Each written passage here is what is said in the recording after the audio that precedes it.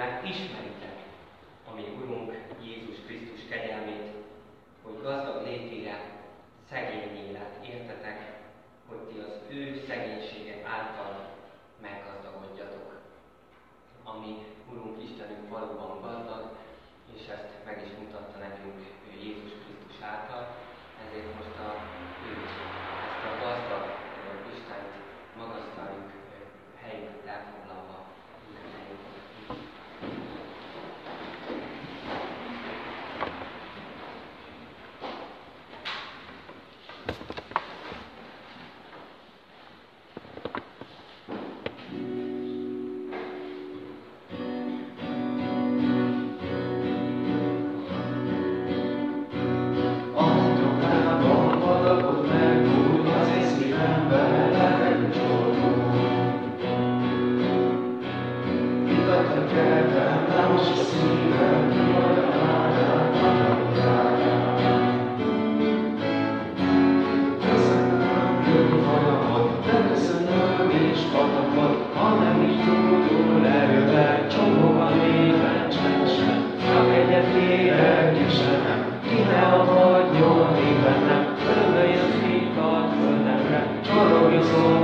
Szívedben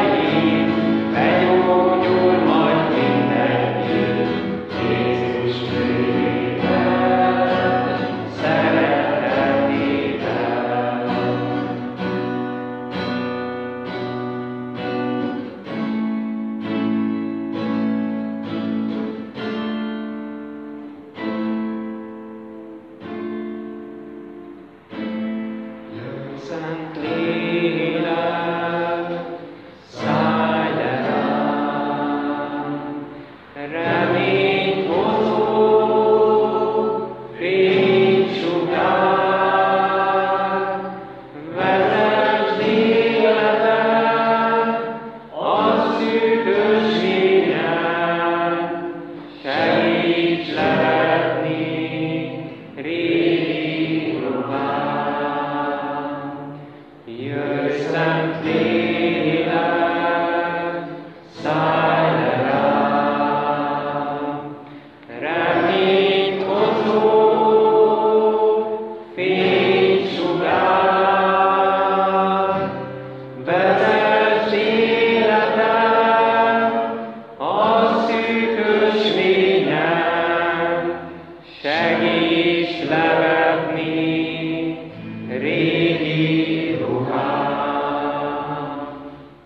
Jöjj, Szent Lélek, szállj le rám, reményt hozó fénysugár,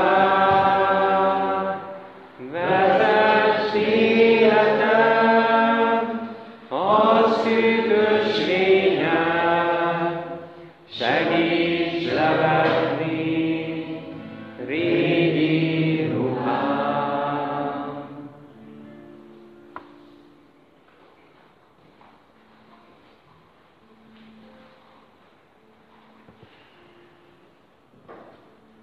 Kedves testvérek, hallgassátok meg az igét, amint szól hozzánk a Tesszalonika beliekhez írott levél, második levélből, a második tesszalonikai levél harmadik részéből, a 6. verstől kezdődően.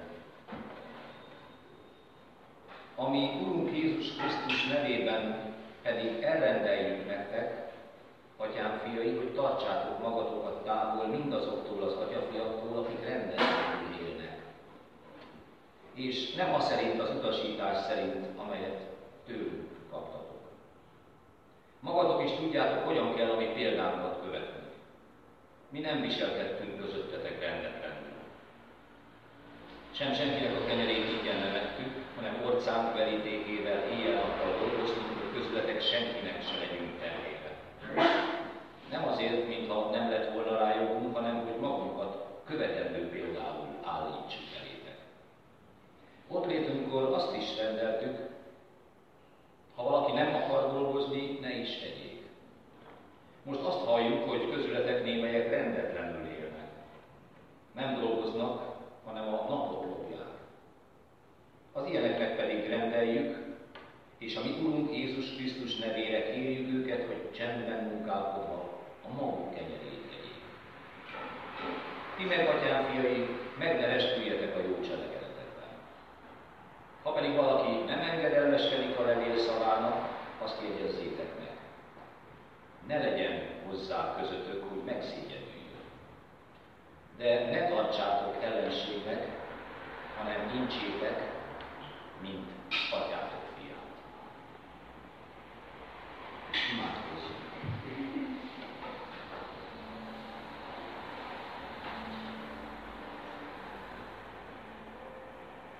Mennyei édesatyánk, nagy hálákat adok neked gyülekezet nevében,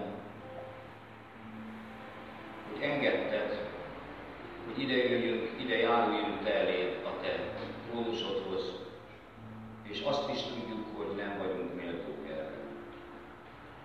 Köszönjük szépen, hogy igéd által intesz bennünket.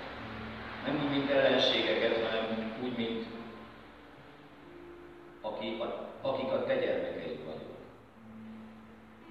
És add, hogy a mi közöttünk lévő emberi viszonyok, a testvéri viszonyok legyenek, mert valamennyien gyermekeid vagyunk, drága mennyei Szent Édesatyánk.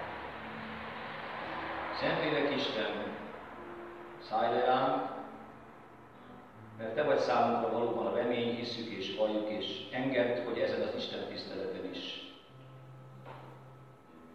titkos módon részesei lehessünk a te szent kegyelmednek, és érezhessük ezt a ránk következő héten és egész életünkben. Adj nekünk kitartást, adj nekünk erőt a Szent Lelked által, mert tudjuk, hogy mindenre van erőnk. Te benned, Urunk Jézus Krisztus. Tarts meg minket ezen az Isten tiszteleten, és engedd, hogy csak is a Te igédre tudjuk figyelni. Amen.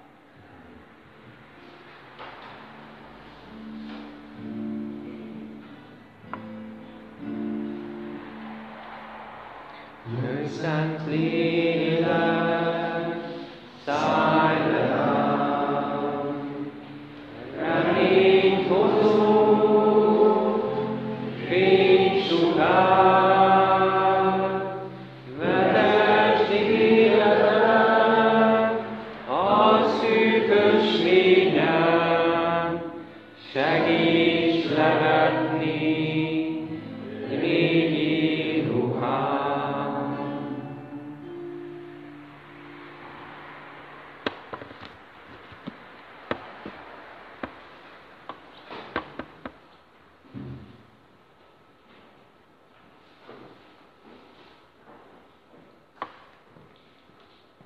Testvérek, a gyermekeket most leengedjük, és áldott Isten tiszteletet kívánunk nekik is, hiszen az ő alkalmuk is egy Isten tisztelet.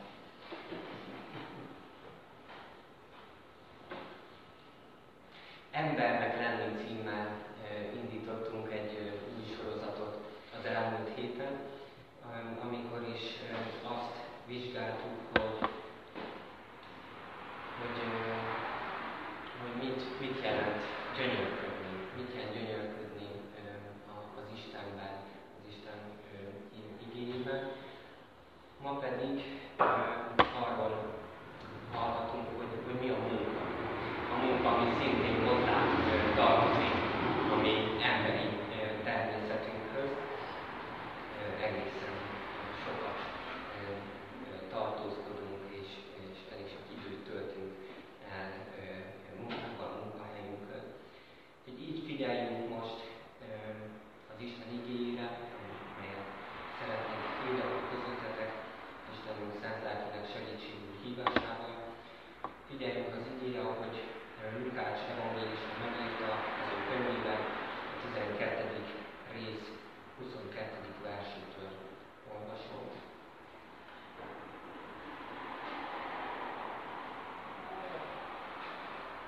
Jézus pedig a tanítványaihoz így szólt. Ezért mondom nektek, ne aggódjatok életetekért, hogy mit egyetek, se testetekért, hogy miben ruházkodjatok. Mert több az élet a tápláléknál és a test a ruházatnál. Nézzétek meg a hollókat. Nem vetnek, nem is aratnak, nincsen kamrájuk, sem csűrük. Isten mégis eltartja őket. Mennyivel értékesebb vagytok ti a madaraknál. De aggodalmaskodásával ki tudná közületek akár egy arasznyival is meghosszabbítani életét. Ha tehát a legcsekélyebbre sem vagytok képesek, miért aggódtok a többi miatt? Nézzétek a liliomokat, miként növekednek, nem fáradoznak, nem is fonnak, de mondom nektek, hogy Salamon teljes dicsőségében sem öltözött úgy, mint ezek közül bármelyik. Ha pedig a mező füvét, amely ma van és holnap a kemencébe vetik, az Isten így öltözteti, mennyivel inkább titeket kicsinkítve. Ti se kérdezzétek tehát, hogy mit egyetek, vagy mit igyatok, és ne nyugtalankodjatok. Mert mindezeket a világ pogányaiket kérdezgetik. A ti atyátok pedig tudja, hogy szükségetek van ezekre. Inkább keressétek az ő országát, és ráadásul ezek is megadatnak nektek. Ne féljétek kicsin nyáj, mert úgy tetszett a ti atyátoknak, hogy nektek adja az országot. Adjátok el vagyonotokat, és adjátok alamizsnálul. Szerezzetek magatoknak el nem avuló erszényeket, kifogyhatatlan kincset a mennyben, ahol a tolvaj nem férkőzhet hozzá, a moly sem emészti meg. Mert ahol a ti kincsetek van, ott lesz a szívetek is.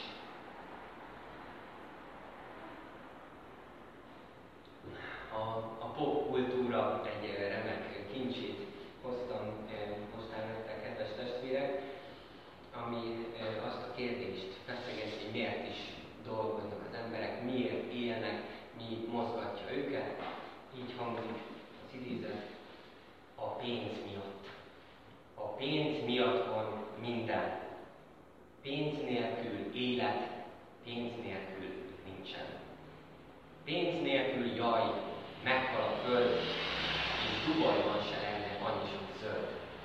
Nem fogom tovább idézni, sok kacifántos sorolni ebben, de mindegyik alatt így kezdik, hogy pénz miatt. És érezzük benne az iróniát, de érezzük az igazságot, vagy a féligazságot is, amit megfogalmaz ez az ének. Legalábbis, hogyha a világban nézünk, akkor azért sokszor megfogalmazódik bennünk ez a dolog, hogy az embereket sokszor a pénz hajtja, ezért járnak munkába, ezért hajtanak, ezért, hogyha kell, lopnak, csalnak, hazudnak, csak azért, hogy ezt a vágyat, ezt a célt elérjék, minél több pénzük legyen. De nem kell nagyon kifelé nézni, úgy tapasztalom, hogy ez bennünket is veszélyeztet, bennünket is hajt, mi is sokat forgolódunk, sokat gondolkozunk a pénzzel és a pénz körül, gyűjtögetünk, többes számban mondom, én is ugye ilyen vagyok, akik próbáljuk a napi betevőre, ugye szokták kenyérkereső, valaki miben keresi a kenyeret, a helyet, hogy meg tudjuk venni, ki tudjuk fizetni az albérletünket, vagy azért takarékoskodunk, előtakarékoskodunk, hogy aztán tudjuk venni valamit, házat, autót, cuccokat, és hogyha ezeket is talán elérjük, akkor ilyen nemes célok is levelkednek a szemünk előtt, hogy hát gondoljuk a következő generációra, tehát a gyermekeink, unokáinkat is akarunk takarékoskodni, hogy valami örökséget tudjunk rájuk hagyni. Ugye milyen jó lenne, hogyha tudnánk nem csak magunkról, hanem a szeretteinkről, a családunkról is gondoskodni. Ha megnézzük a Bibliát, akkor azt látjuk, hogy igen sokat beszél a munkáról, a pénzről, az anyagi világról, hogy hogyan álljunk ezt hozzá. Jézus is sokat beszél a pénzről, meglepő módon sokat beszél, sok példázata van, amiben előkerül valahogy a pénz, a talentum, a dénár. Ez ugye ezeket ismerjük. Ugyanakkor azt is észrevehetjük, hogy amikor Jézus a pénzről beszél, akkor soha nem egy ilyen gyakorlati tanácsot ad, hogy ezt tegyétek, és akkor ennyi lesz, így dolgozzatok, úgy dolgozzatok, és akkor meggazdagodtok itt a Földön, hanem mindig a lelki életnek az összefüggésében beszél munkáról és pénzről.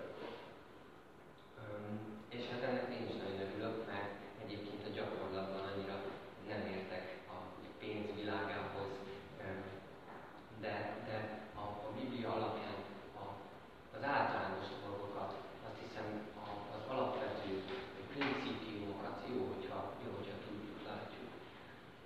És itt is egy ilyen történettel találkozunk, ahol az előzményekben az van, hogy Jézushoz odajön valaki, és rákérdez egy konkrét problémára, hogy hát az én testvérem az ő örökségét nem akarja velem megosztani. Hát mondd neki, hogy ossza meg velem, hogy jó keresztény ember. Hát ossza meg. És Jézus azt mondja, hogy kitett közöttetek bíróvá, meg osztóvá. Hát nem fogok ilyen ügyekkel foglalkozni. És utána mondja el, hogy nem körül a gondolat körül kellene, hogy járjon mindig az eszünk.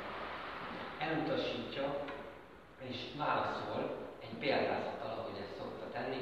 A bolond gazdagnak a példázatát mondja el, aki gyűjt az életben, ám az élete végén nagyon gazdagon, de nagyon fiatalon meghal.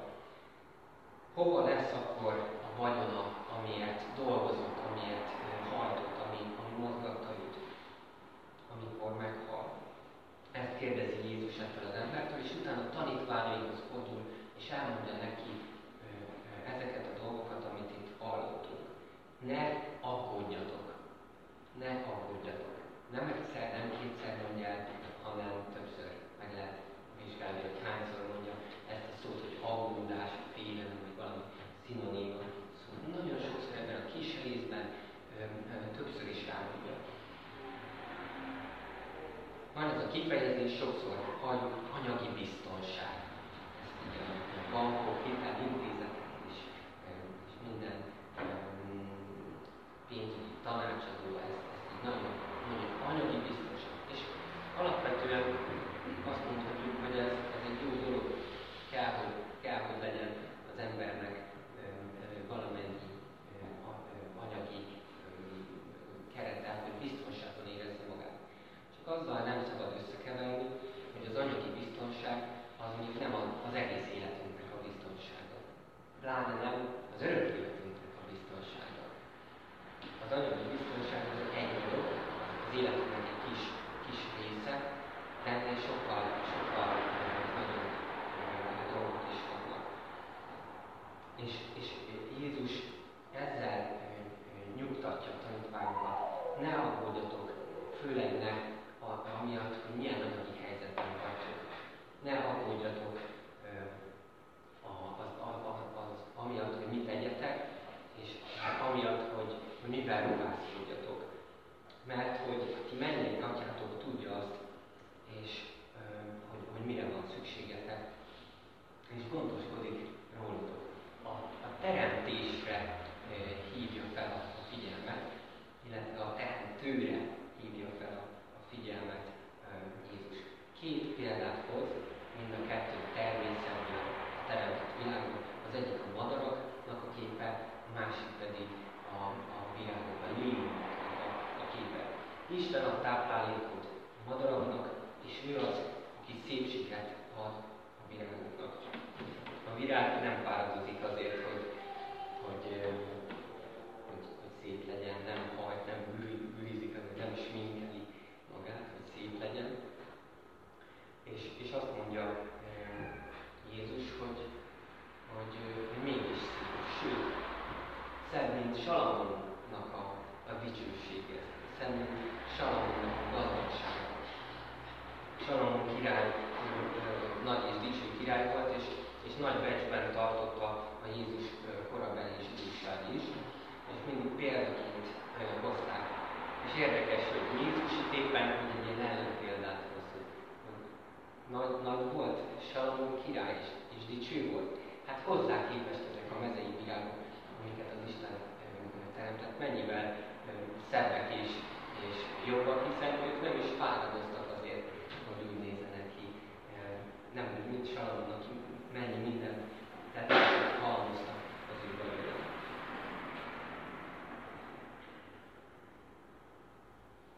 Az ember ugyanígy Isten teremtménye, mint a kis madarak, meg mint a kis virágok. Éppen ezért az ember élvezi Istennek a gondviselését. A keresztény ember Isten nyájához tartozik, és mint a kis báránykáknak, akiknek jó pásztor van, tudja azt, hogy jó helyen van, hogy jó kezekben van, tudja azt, hogy kihez tartozik, és éppen ezért nem kell félnie, éppen ezért megbízhat a gazdájában, hihet abban, hogy a megfelelő helyen van, és így gondoskodni fognak róla. Ugyanúgy, ahogy a kisgyermek is biztonságban érzi magát a szüleinek a karjában. És van is néha ebből a baleset, mert hogy a szülők sokszor nem tudnak úgy odafigyelni a gyerekükre, mint Isten az ő nyájára, és akkor mondja, hogy azt hittem, hogy fogsz, és közben nem mindig. Tehát, vagy ahogy ilyen gyermeki hittel tudunk Istenbe kapaszkodni, az valahogy a keresztény embernek a létéhez hozzátartozik. És ez a hit és bizalom az, amiről mi keresztények nagyon sokat tudunk gondolni, főleg mi reformátusok. Ugye ez a reformátori alapelv, hogy szól a hite, egy az öt szól a mondások körül, egyedül hit által van az embernek üdvössége,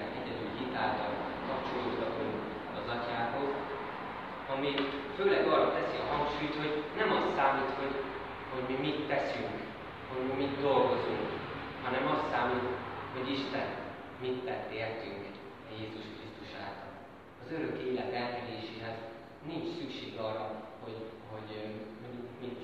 mit és mennyit értünk el az életben. És ez valahol nagyon megnyugtató, és örülünk ennek, ez a kereszténynek is. Jó, de akkor jön a kérdés, hogy akkor mit tegyünk. Tehát, hogy akkor tényleg nem kell tenni semmit, és nem is számít az, hogy dolgozunk-e, nem dolgozunk, hogy mit teszünk ebben az életben.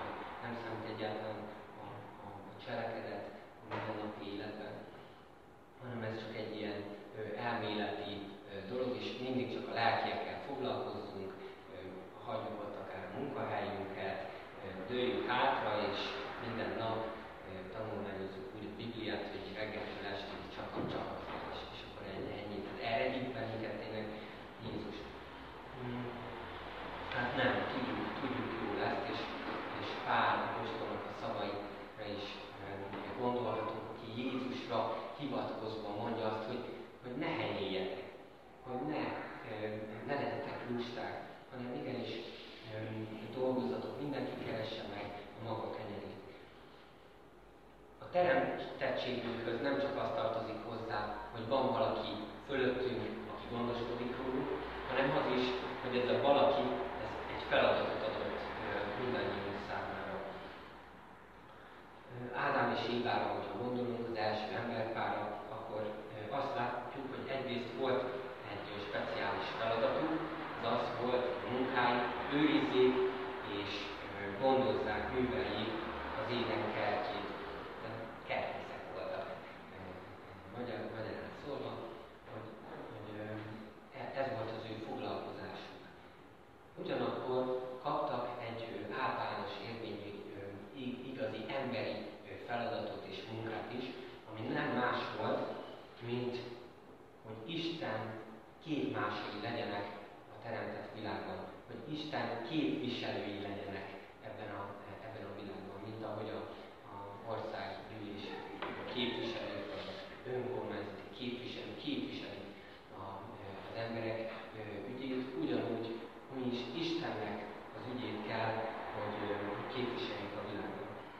És ugyanígy vagyunk mindannyian, hogy van sokszor egy speciális feladatunk, ami életkortól és élethelyzettől mindig változik és változhat. Ugyanakkor van egy ilyen általános. És ez mindannyiunkra vonatkozik, tehát ugyanígy a gyermekeknek is megvan a feladatuk az, hogy engedelmeskedjenek a szülei tanáraiknak, hogy tanuljanak, ez az ő munkájuk, ez az ő feladatuk. Ugyanígy megvan azoknak az anyukáknak, akik otthon vannak a gyermekükkel, és nem dolgoznak, ahogy így szokták mondani, hát nyugodtan akár lehet tudni az embereket, akik azt mondják, hogy ja, nem dolgozik, otthon van a gyerekkel, mert hogy igenis az az ő munkája, hát próbálja csak ki az ember, hogy mit jelent otthon lenni napi 24 órában a gyermek mellett.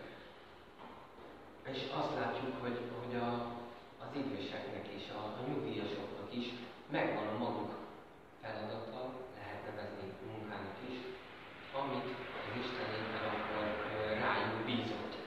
Ilyen lehet az, hogy szeressenek, hogy gondoskodjanak, hogy bölcs tanácsokat adjanak a következő nemzedéknek, hogy imádkozzanak.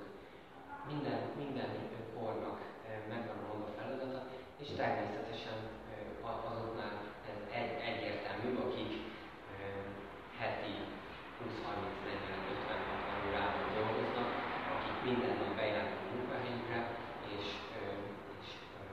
ott dolgoznak, és ott is megvan minden embernek az, hogy mi a maga feladata. Ugyanakkor mindannyiunknak a közös feladata az is, hogy ezekben a helyzetekben, ezekben a speciális helyzeteinkben megéljük azt is, hogy mi mindannyiunk Isten képmásai vagyunk, és hogy úgy csináljuk azt a munkát. Hogyha föltesszük magunknak ezt a kérdést, hogy miért, mi mozgat bennünket, miért járunk dolgozni, miért oda járunk dolgozni, akkor mi az őszinte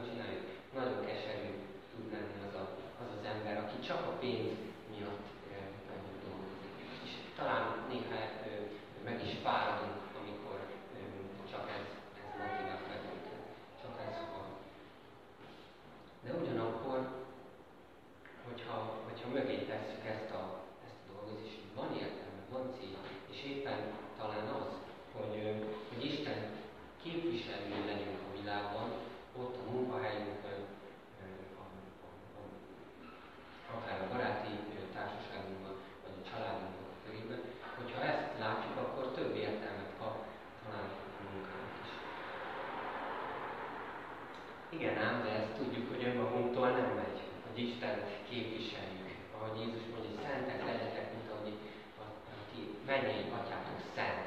Hát hogyan legyünk mi szentek? Tudjuk, hogy ez nem így megy.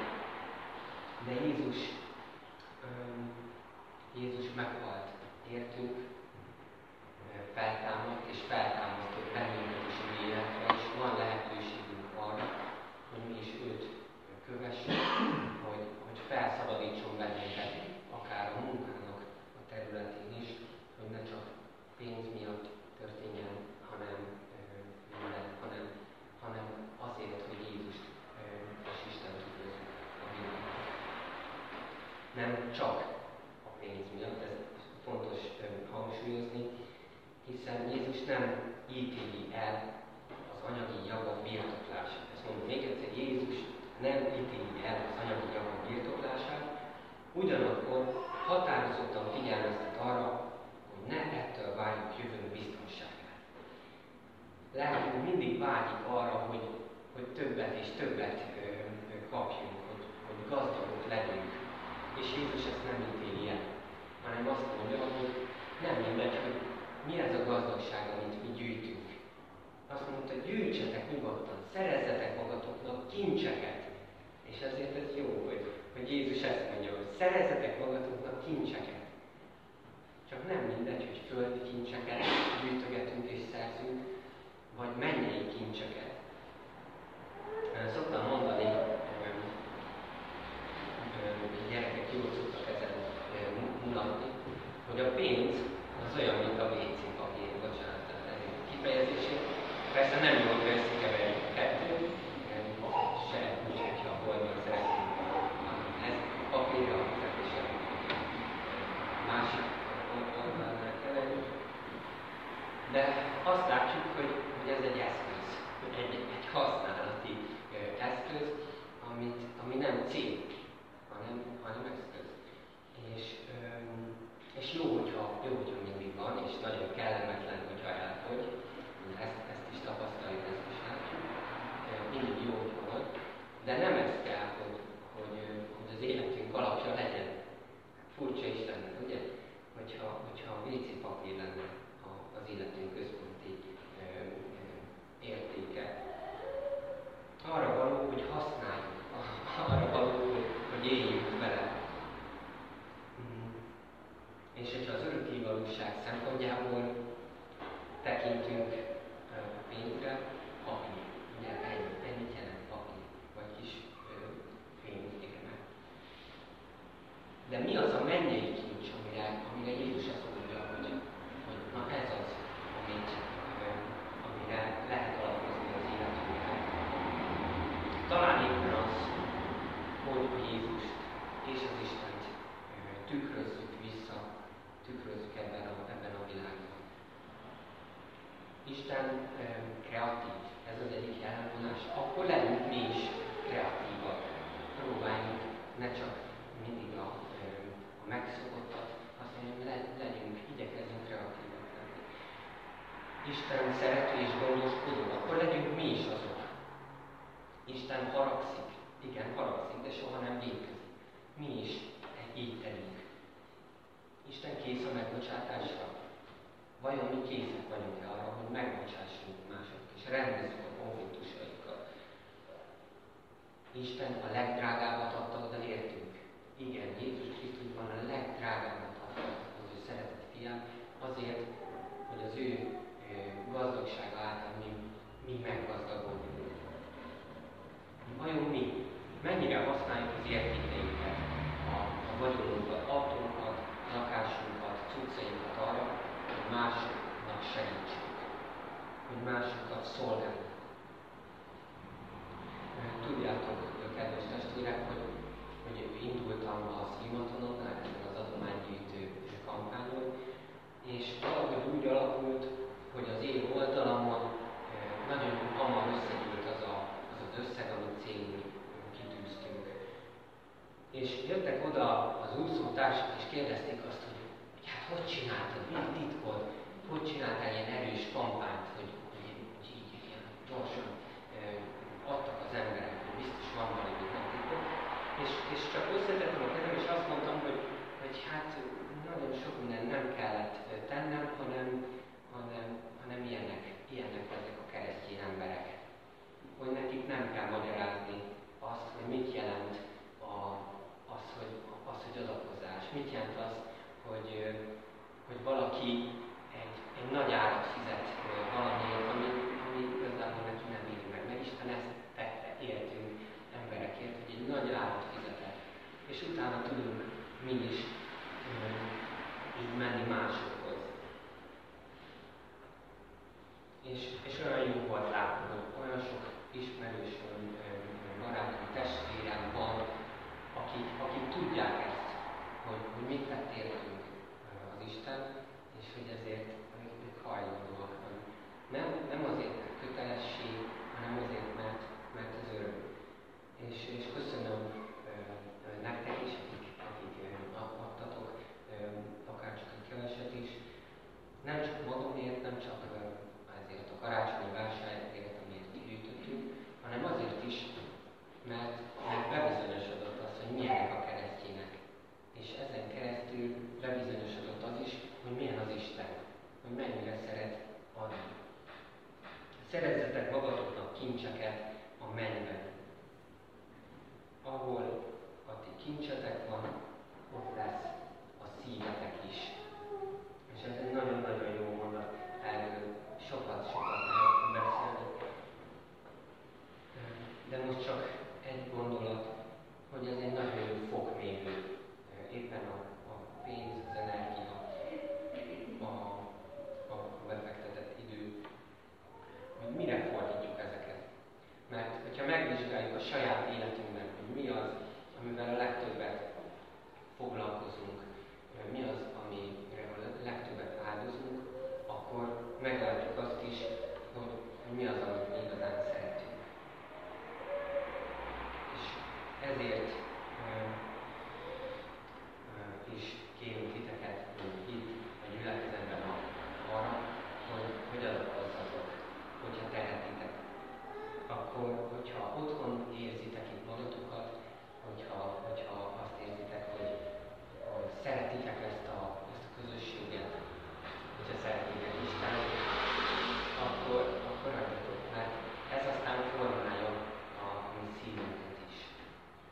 Így lehet, nem a pénz miatt, hanem azért, mert jó dolog adni, és ezzel is szolgálunk másokat. És ne csak a gyülekezetnek, ezt is fontosnak tartom, hogy nem csak gyülekezetnek, hanem álljunk oda minden olyan dolog mellé, amit úgy gondolunk, hogy érdemes támogatni.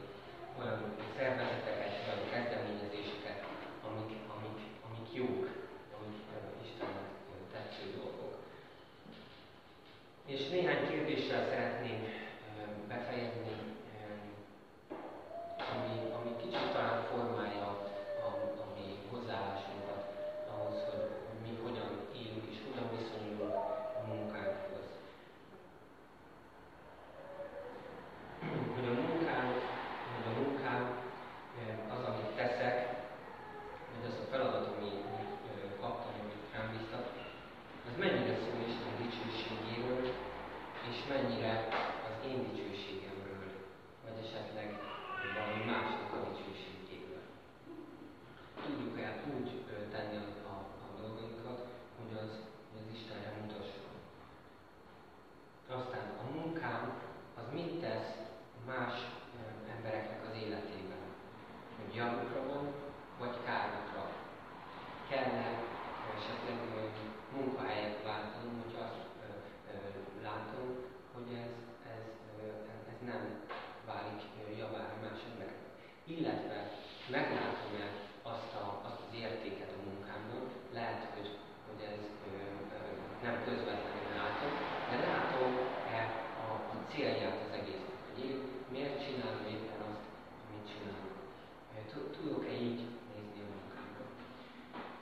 Aztán tudok-e örülni a munkámnak? Jól érzem magam benne. Ez nem azt jelenti, hogy mindig happy-nek kell lenni, és mindig vigyorogunk el akkor, amikor valami nehézség van a munkában, vagy próba alatt vagyunk, de hogy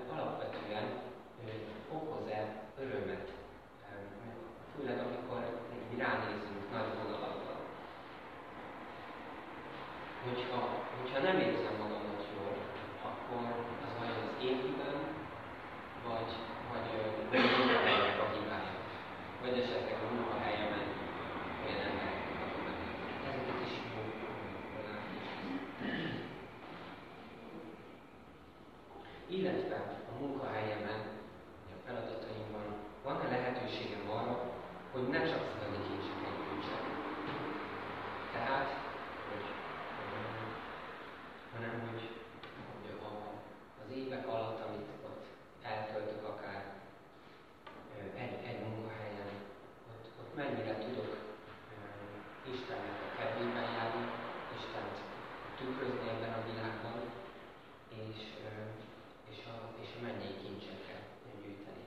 Tudok-e ott úgy adni, hogy aztán az a mennyei bankszámlán jelenjen meg. És aztán nem csak a munkával kapcsolatban, hanem a pénzzel kapcsolatban is hadd tegyek tőle két kérdést. Mire számít a pénz, amit megkeresek, amit megkapok?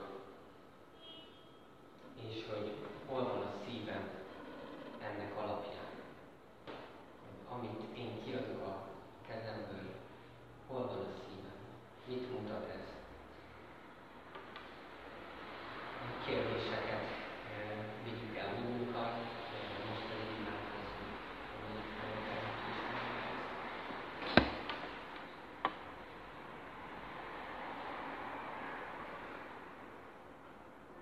Urunk Istenünk, mennyei Atyánk, köszönjük neked, hogy Te végtelenül gazdag Isten vagy. Köszönjük, hogy Te nem luxusra, hanem az igazi értékekre használod a Te gazdagságodat, és köszönjük azt, hogy Te szolgálsz a Te gazdagságoddal. Tudjuk azt, Urunk, hogy mi nem érdemeljük meg a Te gazdagságodat, de Te mégis lehajoltál hozzánk Jézus Krisztusban, és kiemeltél bennünket a szegénységből. Köszönjük, hogy Te megajándékoztál bennünket önmagaddal. Urunk, azt is megvalljuk, hogy olyan sokszor a földi kincsekre gondolunk először, amikor kincsek és kincsek gyűjtéséről van szó. De szeretnénk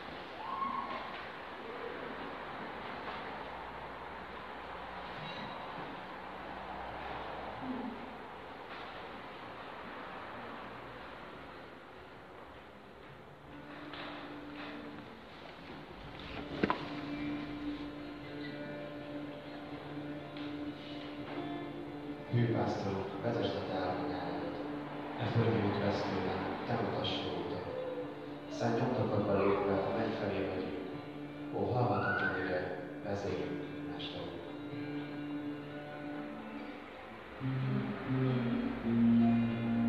Hát boldog az az ember, ki dicsért tégedet, és kóstolgatja minden a szent beszédedet. Hát legvetesebb igétel bolyó nyájadat, és terelgessed lelkeddel jó macskáidat. Szent lelkedet tölts ki ránk, mint halnak halmadát, és adj felénkre tőled mentékes koronát, hogy áldozatra felgyújt, megszentelt életünk, oltáradat elégér, királyunk, mesterünk.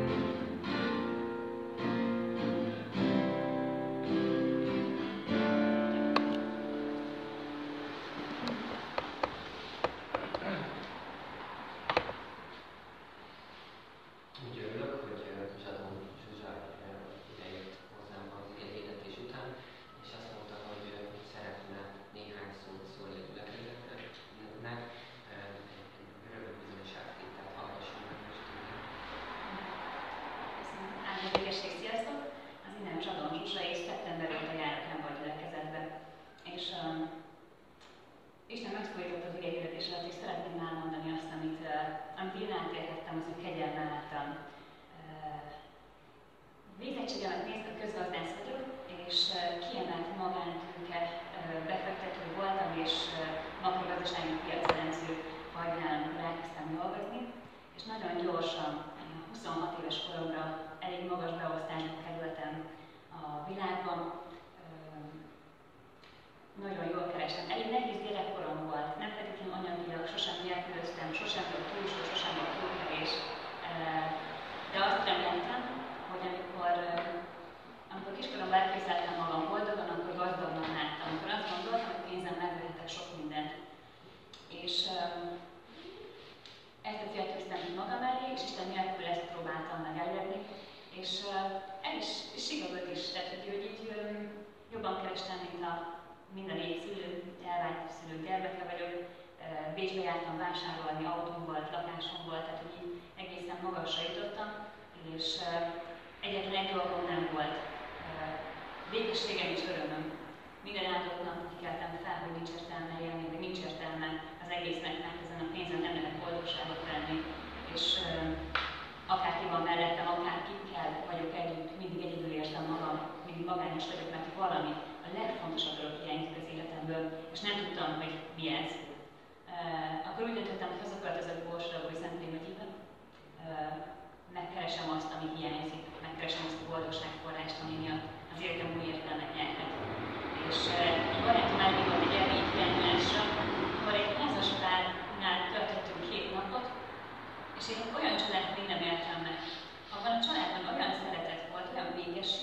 én soha nem tapasztaltam meg.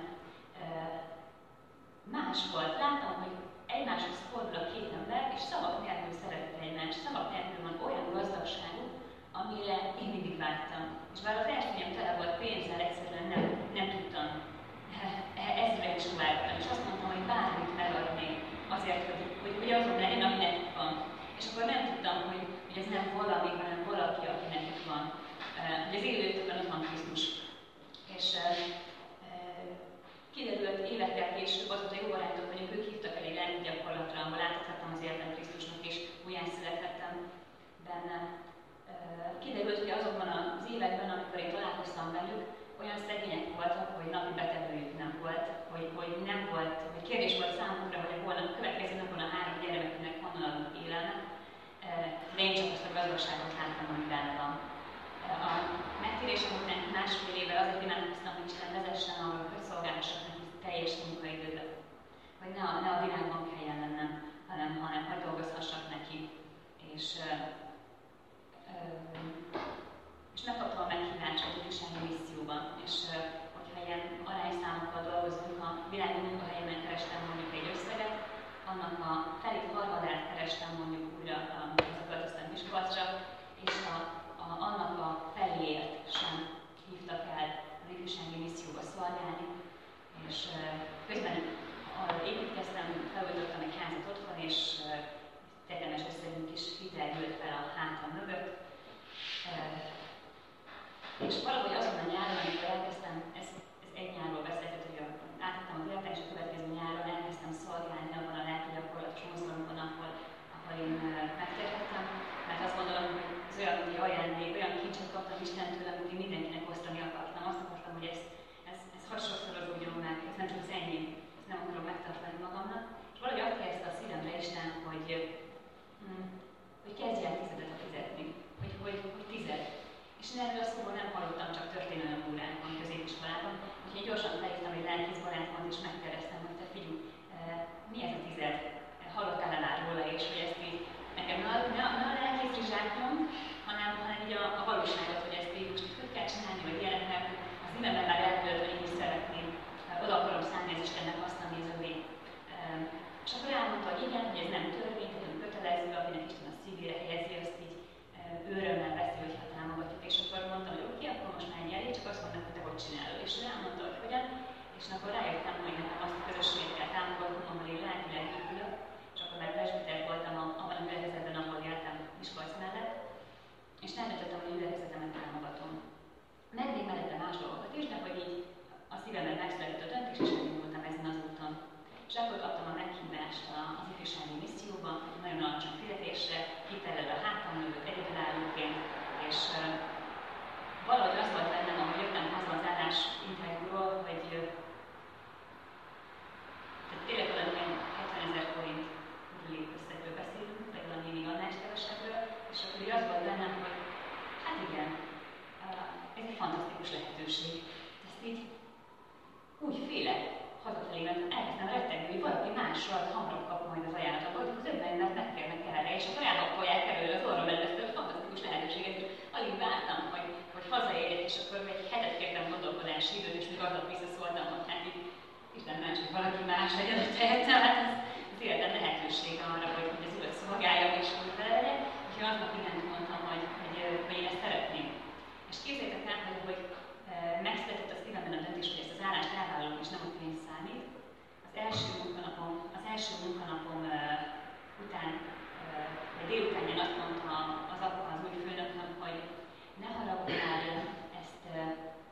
ez a projekt elindult hamarabb, és hogy nem lenne elmond, hogyha egy piciben nagyobb összeget kapnál az első hónapban.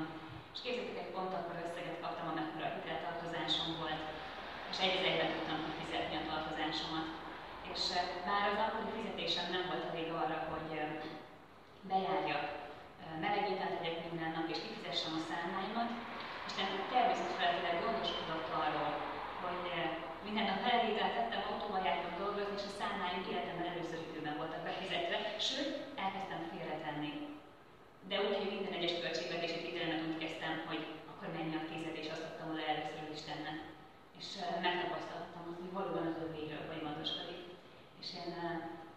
én csak bátorítom a testvéreket arra, hogy ami a szívükben van, azt merjék meglépni, mert hogy az Isten országa sokkal csodálatosabb. Köszönöm. És köszönjük szépen a szavakat. Isten áldjon Zsuzsa mostani munkádban is, a csillagpontnak a szervezésében, ami szintén tudom, hogy sok nehézség is van benne, sok szív és fejfájdalom, de Isten áldjon meg gazdagon, és sok gazdagsággal ebben is. Nem mindig sikertörténet a keresztény embernek a pénzügye, de jó látni, és jó hallani ilyen tapasztalatokat, amik bíztatnak bennünket is. Hirdetem kedves testvéreknek a szokásos dolgokat, hogy a Isten tisztelet után szabad lehet maradni beszélgetésre, kávéletek mellett. Használjuk ki ezeket a lehetőségeket. A prédikációban is elhangzott a szlimata. Köszönöm tényleg azoknak, akik támogattak. Akik nem tudtak, szerettek volna, hadd mondjam, hogy van sok egyéb ügy, amit lehet támogatni, hogy bátorítok mindenkit továbbra is, hogy minden van lehetőség az adakozásra. És tegyük, de azt hiszem, hogy fogok erről többet most beszélni, mert ez már így hiteltelenül. Hirdetem, hogy a hírlevélre lehet feliratkozni, illetve Facebookon, honlapon is meg lehet találni a gyülekezetet. Hirdetem azt is, hogy szeptembertől szeretnék egy konfirmációs csoportot indítani fiataloknak és idősebbeknek egyaránt. Bármilyen konfirmáción is lehet jelentkezni, illetve lehet bátorítani ismerősöket. Illetve az is van egy olyan hosszú távú célunk, hogy azokat a gyermekeket összefogjuk, akiket tanítunk itt-ott iskolában, 5., 6., 7. osztályosokat, akik most az elmúlt évben 5-6-7 osztályosok voltak, nekik szeretnénk indítani a következő év januárjában, tehát nem csak ősszel meg csoport, hanem egy fiatalabb korosztálynak következő év januárjában és egy konfirmációs csoport, és azt reméljük, hogy ez egy népesebb csoport lesz, és mivel azt tervezzük, hogy 2,5 év végül fogjuk őket készíteni, ezért a közösségi élmény is reméljük, hogy jobban meg lesz ebben a kis csoportban, és ezért kérem a testvéreket, hogy imádkozzunk, főleg ezekért a gyerekekért, akik csak a hitanórákon hallanak az Isten igényéről, és akiknek sokszor a családja nem keresztény szüleit nem keresztjének, vagy csak újra keresztjének. Hirdetem, hogy lesz az ősz folyamán szeptember közepén felé, ezt még fogjuk hirdetni, az Ars Sacra nevű program sorozat, lehet már is mondani, egy egész hetes kiállítást tervezünk, illetve koncertet, egy Sörés Zsoltár is alkalmat, ahol reméljük, hogy a jó társaságban fogjuk élvezni régi, akár több száz éves énekeket, dalokat, himnuszokat, és reméljük, hogy egy jó pofa sör mellett jókat tudunk majd beszélgetni. Az Úr legyen a gyülekezetünk őriző pásztora, és mivel hónap első vasárnapja van, ezért most imádkozzunk nemzetünkért, és énekeljük el nemzeti imádságunkat.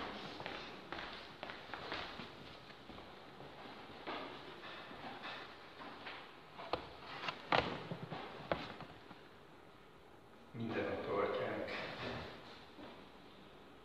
köszönjük, hogy ennek a népnek a tagjai lehetünk, és különös öröm, amikor láttuk, hogy Székelyföldtől Kanadáig, Felvidéktől Brazíliáig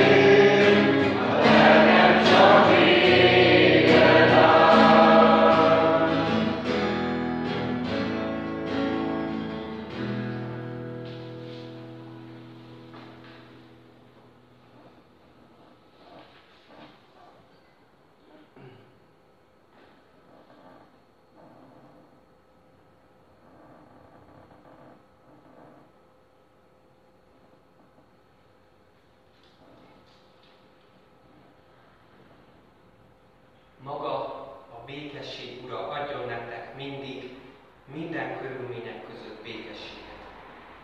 Az Úr legyen